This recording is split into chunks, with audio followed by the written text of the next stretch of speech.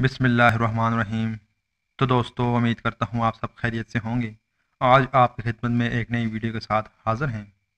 تو دوستو، آج کی جو ویڈیو ہے وہ ہے انٹرنیشنل شیف گوشت کیسے گلاتے ہیں، اس کے 4 آسان طریقے آپ کی خدمت میں لائے ہیں۔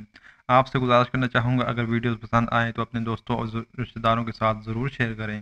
تو دوستو، کھانا ہماری بنیادی ضروریات میں سے ایک ہے جو ہمیں چلنے پھرنے، اٹھنے بیٹھنے کی کم و بیش ہر کام کرنے میں توانائی فراہم کرتا ہے۔ ہم دن کے بقیہ کام تو کرنا بھول سکتے ہیں، مگر کبھی کھانا بھول ہی نہیں سکتے، کیونکہ بھوک کی طلب پیٹ میں کروٹیں بدلنے لگ جاتی ہے۔ اب جہاں کھانے کا ذکر ہو اور کچھ چٹپٹے مزیدار اسپائسی کھانے، تکہ، باربیکیو، پیزا، کباب اور دیگر لوازمات کی بات نہ ہو، یہ تو کسی صورت ممکن نہیں ہے۔ مگر عام طور پر دیکھا یہ جاتا ہے کہ جب ہم خود گھر میں باربیکیو کا اہتمام کرتے ہیں تو یا تو تکے بہت زیادہ سخت ہو جاتے ہیں یا پھر وہ رائی کائی ہو جاتے ہیں، جس سے بنانے والے کا دل بھی خراب ہو جاتا ہے اور کھانے والے بھی اکتاہٹ کا شکار ہونے لگتے ہیں۔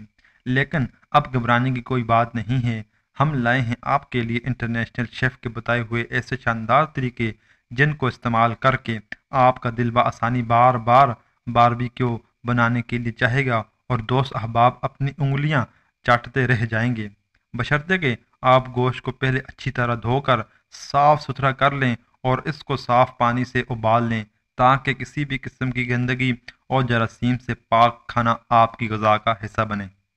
تو نمبر 1، چائے سے گوشت گلائیں۔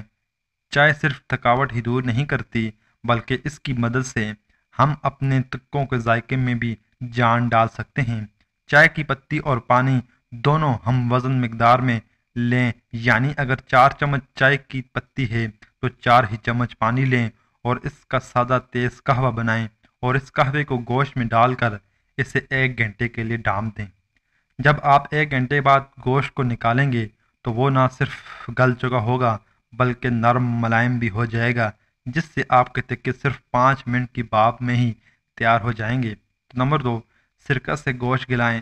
سرکے میں موجود سٹرک ایسڈ کی تیزابیت گوشت کو گلانے میں مدد دیتی ہے۔ سرکے کے ذریعے آپ سخت سے سخت گوشت کو بھی محض تھوڑی دیر میں گلا سکتے ہیں۔ نمبر 3، ٹماٹر ساس، ادرک اور دہی پیسٹ سے گلائیں۔ ہر کچن میں ٹماٹر ساس، ادرک اور دہی موجود ہوتی ہے۔ آپ ان تینوں اجزاء کا ایک پیسٹ بنا لیں اور گوشت پر ڈال کر اچھی طرح مکس کر لیں، پھر اسے تقریباً 1 گھنٹے کے لیے چھوڑ دیں۔ اس سے گوشت اندر تک گل بھی جائے گا اور تمام مسالے بھی گوشت اپنے اندر جذب کر لے گا۔ نمبر 4، کچری پاؤڈر۔